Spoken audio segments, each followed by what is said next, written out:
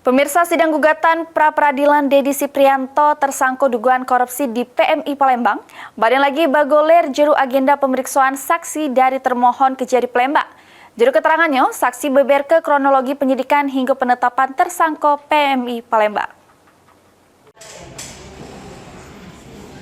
Sidang gugatan pra-peradilan Deddy Siprianto, laki dari mantan Wakil Wali Kota Palembang Fitrianti Agustinda, yang sudah ditetapkan jadi tersangka juru dugaan tindak pidana korupsi pengelolaan biaya pengganti darah di Palang Merah Indonesia Palembang tahun 2020-2023. Balik lagi digelar di Pengadilan Negeri Palembang. Sidang yang dipimpin Hakim Tunggal Raden Zainal Arif, juru agenda keterangan saksi dari termohon Kejaksaan Negeri Palembang, yaitu Agus Siswanto Samoheri Fadullah. Juru keterangannya di persidangan, saksi Agus Siswanto yang merupakan penyidik juru kasus ini, jelaskan kronologi penetapan tersangka yang bermula dari laporan warga yang kesusahan dapat stok darah dari PMI Palembang.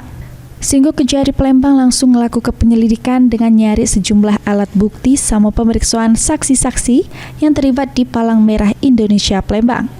Sesudah alat bukti dirasa lengkap, barulah penyidik pidana khusus Kejari Palembang melakukan penetapan tersangka terhadap Deddy Siprianto, yang kapasitasnya sebagai mantan Kabak Administrasi Umum Unit Transfusi Darah di PMI Palembang.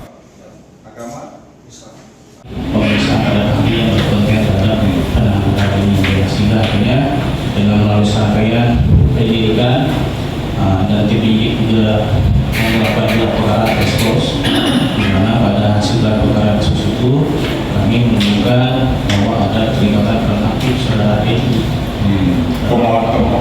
Pemeriksaan dalam ini yang termohon ini bahwa ada kaitannya dengan tidak diajukan tersangka, sehingga berdasarkan dua alat bukti yang cukup dalam perkara pada tanggal 8 April 2025 saudara Deddy kami tetapkan sebagai tersangka.